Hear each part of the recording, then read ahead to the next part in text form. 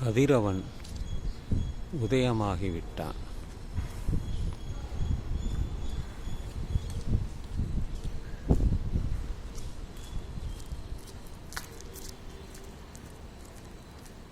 மிகப்பெரிய அளவில் இந்த சூரியன் கண்ணுக்கு தெரிகிறது. அதனுடைய நீளம் அகலம் ஒரே மாதிரியாகத்தான் இருக்கிறது. அது எரிந்து கொண்டே இருக்கிறது. ஆனால் வல்லுநர்கள் என்றாவது ஒரு நாள் இந்த சூரியன் அணைந்துவிடும் என்று. காரணம், பல சூரியன்கள் அணைந்துவிட்டது. இது ஒரு புறம் இருக்கட்டும். சுமேரியர்கள் பெரிய பெரிய கட்டிடங்களை தொங்கும் பாலம் என்று அழைத்தார்கள், கட்டினார்கள். அதுபோல எகிப்தியர்கள் இறந்தவர்களை பாதுகாத்தார்கள், பிரமிடுகளை கட்டினார்கள். காரணம், இறந்தவர்கள் மீண்டும் பிறப்பார்கள் என்பதாக. பல நாகரிகங்கள், 20 நாகரிகங்கள் அல்ல 10 நாகரிகங்கள் உலகத்திலே அவர்கள் குறிப்பிடப்பட்டுள்ளது. இதிலே எகிப்திய நாகரிகம், நைல் நதி நாகரிகம், சுமேரிய நாகரிகம்,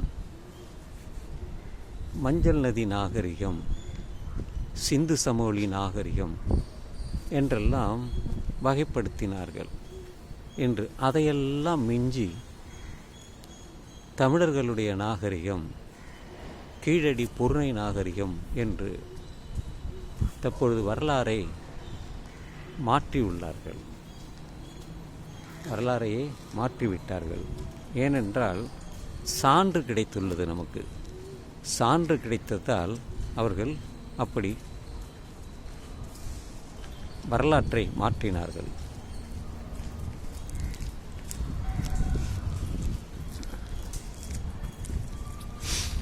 ஆதி காலம் தொட்டு இந்த காலம் வரை தமிழ்நாட்டிலே எல்லோரையும் புதைத்தார்கள். இன்றளவும் புதைப்பிடங்கள் தமிழ்நாட்டில் பல இடங்களில் இருக்கிறது. எரிக்கக்கூடிய பழக்கம் தமிழ்நாட்டில் இல்லை. அது வடநாட்டிலிருந்து கொண்டு வந்ததுதான். இன்று நிலைமை மாறிவிட்டது. எல்லாரும் கொண்டு போய் எரிக்கிறார்கள். அது நம்முடைய பண்பாட்டிற்கு எதிராகத்தான் இருக்கிறது. காலப்போக்கில் மாறிவிட்டது. மக்கள் ஏற்றுக்கொண்டார்கள். அது போன்ற புதைவிடங்களை அகழ்வாராய்ச்சி செய்த பொழுதுதான் நமக்கு நம்முடைய நாகரிகம் எப்படி என்று தெரிய வந்தது. சங்கு கடலில் இருந்து வரும். அதிலிருந்து வளையல்கள் செய்தார்கள், சங்கு வளையல்கள். பொன்னை பயன்படுத்தி இருக்கிறார்கள். பொன் செய்யக்கூடியது தெரியாது. இரும்பை பயன்படுத்தியிருக்கிறார்கள். முதலில் இரும்பு காலம், அது 3வது காலம் என்பார்கள். முதல் காலம் கற்காலம், 2வது உலோக காலம், 3வது இரும்பு காலம். இரும்பை கண்டுபிடித்தவர்கள் தமிழர்கள். உலகத்திலேயே மூத்த மொழியாக, முதல் மொழியாக இருப்பது தமிழ். எத்தனை நாகரிகங்கள் இருந்தாலும் இன்று அழிவு பாதையில் மாறியுள்ளது. தெரியும் உங்களுக்கு, உலகத்திலே எங்கே எங்கே எல்லாம் போர் நடக்கிறது. அலெக்சாண்டர் போர் புரிந்தார். பல மன்னர்கள் போர் புரிந்துள்ளார்கள். சோழர்களாக இருக்கட்டும், சேரர்களாக இருக்கட்டும், பாண்டியர்களாக இருக்கட்டும், பல்லவர்களாக இருக்கட்டும், அவர்களெல்லாம் போர் புரிந்துள்ளார்கள். அந்த போர் முதல் உலகப் போர், 2ஆம் உலகப் போர் என்று 3ஆம் உலகப் போரை நோக்கி நகர்கிறது. காலம் மாறிவிட்டது. இன்று ஆயுதத்தை தயார் செய்து தூரத்தில் இருந்தே 3000 கிலோமீட்டர் தூரத்தில் இருந்தே ஏவுகணைகளை அனுப்பி கட்டிடங்களையும் மனிதர்களையும் கொள்கிற நிலைமை மாறிவிட்டது. நாம் எல்லாம் எங்கே போகிறோம்?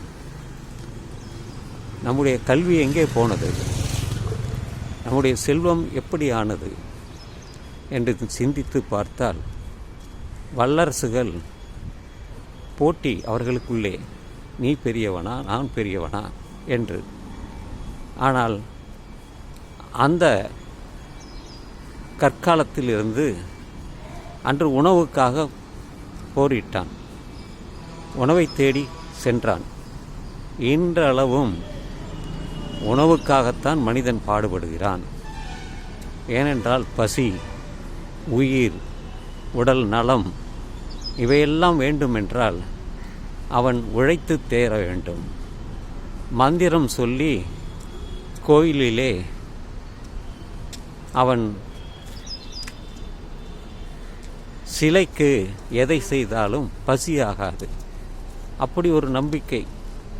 கோயிலிலே இருக்கக்கூடிய சிலைக்கு உணவு வழங்க வேண்டும் என்று மனிதனை விட்டு விட்டான். பசித்தவன் எல்லாம் அங்கே ரோட்டில் இருக்கிறான். பிச்சைக்காரர்களாக கோயிலை சுற்றி வாழ்கிறார்கள். ஆனால் மனிதன் மாறவில்லை, மதத்தை எடுத்து கொண்டுள்ளான். அதனால்தான் இன்று ஒரு சமுதாயம் மாறியுள்ளதாகவே இருக்கிறது. எனவே நண்பர்களே, எப்படியெல்லாம் சுமேரிய நாகரிகத்திலிருந்து தமிழர்கள் நாகரிகம் வந்து போர்கள் புரிந்து இன்று சோத்துக்காக உழைக்கிறான், ஏமாற்றுகிறான்,